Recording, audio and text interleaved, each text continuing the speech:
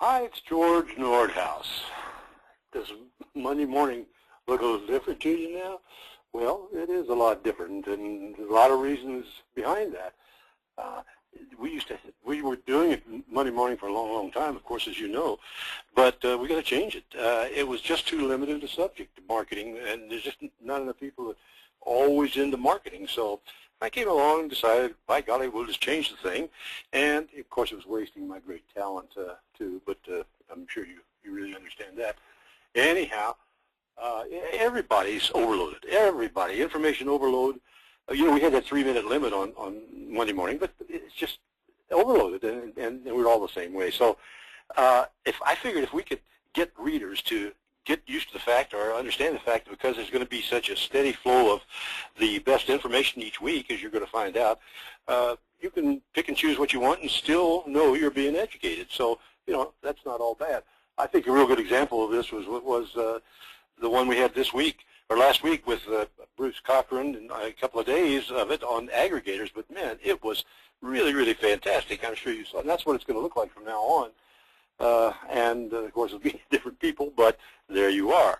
Okay, you know, when I first came into the business as an association executive way back in the 60s, I would learn from Tom Johnson, who was the greatest association executive ever. He was in the Florida Association of Insurance Agents. Something that had to do with communications. Everybody was using a monthly newsletter, a monthly magazine. In fact, many of them still are. And I went down to see Tom. He said, look, if you're going to communicate with people, you'd better get weekly. People want to know it weekly. Not more than that, not daily or anything else, but weekly. You need to touch base with them. And so I started writing the, I was at that stage of the game. I was with the Insurers of Tennessee. And I started writing something then called the Insurers Weekly Bulletin. And went on in, and I ran the Indiana Association and did the same thing. I moved to the West Coast and started insurance marketing and management services, and I wrote, and are you ready for this, for 46 years. I have written a weekly something, whatever it might be. Anyhow, it was really a learning experience for me because it made all the difference to us. So that's what we're going to go to. We've already been weekly, but, well, you'll see just a minute which way we're going to go on this thing. Now, where do we get all this information? Well, there's a lot of business intelligence out there on the internet and everywhere else too in the process. I'm sure you know about that. First of all, I attend maybe 2, maybe 3 webinars. Sometimes I come off of them because they're not very good, but some webinars every week, and I learn stuff and just keep learning. This particular one was one we did, Agencies Online did, with Emily Hewling, and it was really, really fantastic. And so I learned a lot. I learned a lot that way. Emily, here's what I learned from Emily, among other things: claim handling tips I had never heard of. Avoid the 800 number and online reporting. Be the first contact. Well, that makes sense too, doesn't? Most of us don't. Website information. Advise clients what to do if they have a claim. Follow up personally, 24 hours, every 24 hours, and 3 days, or within 24 hours and then 3 days. Keep them informed. You've got to do that. You've got to keep them informed, and you can offer constantly to do an account review. Then she said also, well, why not give advice? How to avoid future losses. Deliver the check personally if possible. Send a follow-up survey. Assign one person to oversee the claims handling process in your agency. Post all open agency claims on the intranet if you have one for all staff to access. Those are really good ideas, and I had never thought of them that way. Maybe you have, but I got that out of that, at least. And then I go to a lot of blogs and daily missiles, groups online. Here are some I belong to: insurance industry executives, marketing masterminds, insurance professionals, chief marketer, executive business briefings, online insurance professionals, target marketing, the National Alliance for Insurance Education. I get all those and a lot more. And I look at them and I get some ideas. Not every day, of course, but, you know, you do get some good ideas from those kinds of things. Anyhow, so we kind of decided, or I kind of decided, that we're going to do something other than marketing. We're going to do a cross-section of marketing and management, and I'm going to go out and find the best presenters I can find in the country, and in the world, because I have already got one lined up for England. Anyhow, that's another story. So I'm going out and really get some top-flight people. And so I went to a lot of different places. This is the American Association of Insurance Management Consultants. That's the guys that you know. I'm working with various members of their organization. Accord, organizations like that we're going to have on. It's got a great presentation I'll tell you about in a minute coming along. Agents. Boy, we have some wonderful, wonderful agents that are really, really, well, you'll see. You go to that Driscoll website, you want to see something neat. Here's a website I love. It's Eustis down in New Orleans with the train, you know, the one that goes around the city. But it's a great website, and they're one of the biggest agencies in Louisiana. But at any rate, so you learn from those, and you get some great agents who are going to be with us. Here's some presenters who've helped us get to the new mini webinars, help us get this thing going. We had Howard Candy, he's a Northeast consultant, Candy's agency, really good. And he gave a lot of ideas. That was the first of the month of July, because that's when we just started this whole thing.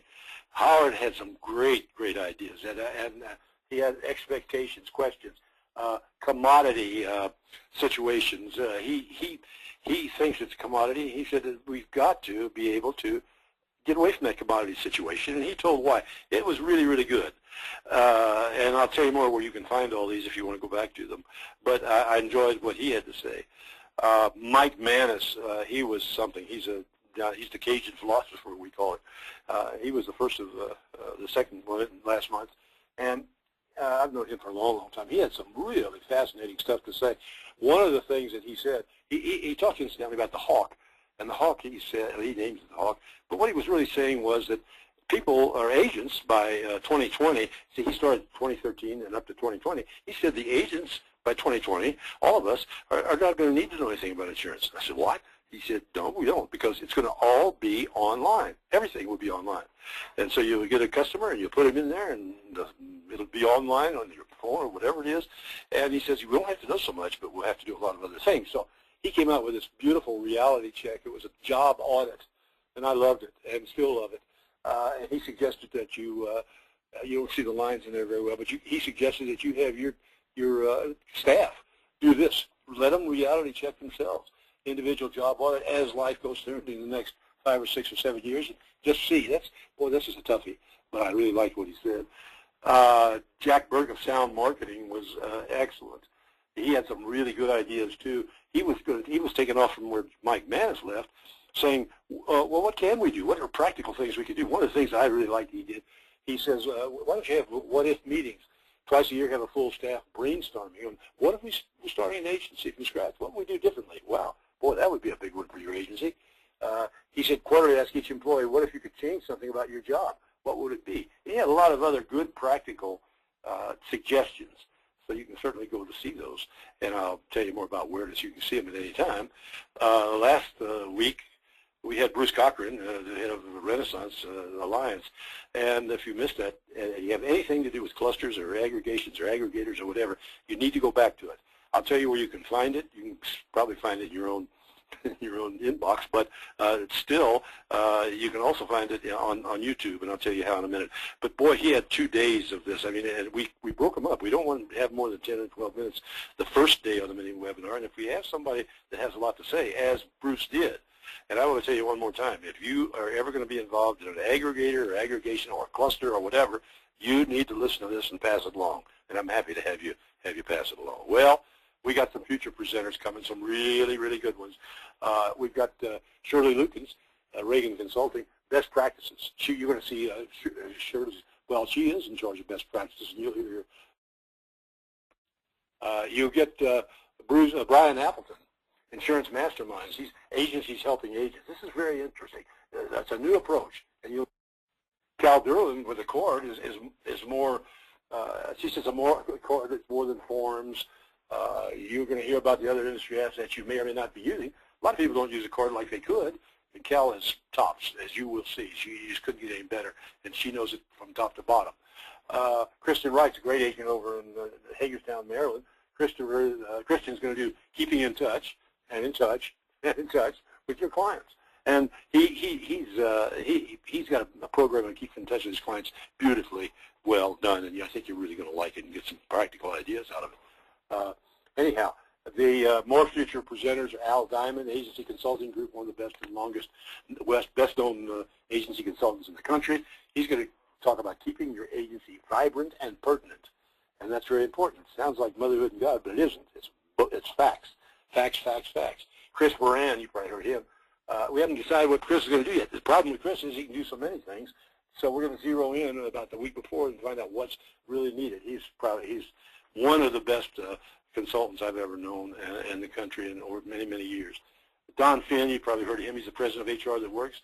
Latest changes in human resources affecting agencies. Who gets any better than that? I don't know of any better than that. Lynn Thomas, 21st Century Management. She's up in the Boston area attorney. She has a really good clientele. She's big on client relationships, measuring it. What do they really think? And that's awfully important. You'll hear more about that later. And then the big one that we're working on right now is McKinsey & Company. I mean, global management consultants. They are presenting what's going to be the most amazing, well, it already is, the most amazing report ever on the future of our industry. You want to see this. You want to get everybody in your agency to read it. This actually, it took to me, I've been around for a long time, seen a lot of reports, but this relatively short, I don't know, 8 or 10 pages, report on the agent of the future is going to blow your mind. I promise you. It already has companies reeling, and you'll see when you get there. Well, those are the kind of people that we're getting. You just can't get any better than that. Each one of these is charged with the responsibilities of having 4 or 5 money-making management improvement ideas each presentation. And, that's not easy because they've got to come up with stuff. First of all, they've got to convince me that it's new and that you can take it back to your agency and make something work. So that's what I'm working on, and it's a lot of fun. Well, George, what happened when you run out of ideas? Yeah, well, I may eventually. I don't see it coming, but that's your job. Because I'm going to look to everybody who's listening to this, and there's a lot more coming all the time, associations and groups and consultants lists and everything else. I'm going to ask you, what do you think? What do you need? And then I'll go out and get the best. And believe me, these consultants and these others really want to be on this. Why not? They're getting great publicity. Can't go wrong there, can you? Okay? Anyhow, about once every 6 weeks, I'm going to get on, kind of like I'm doing now, and I'll make it shorter, I promise you. Quoting, summarizing, making it so you see it, hear it, feel it, taste it. What did I miss, and what am I going to see in the future, and where do I go from here? Well, you go to Agents Online when you get to YouTube. Go to Agencies Online, and then you see it. Here's the ones from, what's it, for Bruce, yeah, and others, that they'll all be there all the time. So you can always have them there. You can send them on, do anything you want to with them, and you can also talk to me. I wouldn't mind that either. Well, why do I do it? Yeah, we're going to get a little publicity, and I know that, but we're not going to overtly sell. That's not the point of this. Sure, we want our name to be out there. You would too. But the main reason I'm doing it, I mean, I think it is I'm having fun. I'm having a ball with this thing. It is terrific because nobody's ever had a weekly mini webinar, and well, it's just a ball. So I will see you next. Well, you can come to think of it, I'm not really going to see you next week. You're going to see me, I hope. Have a good week.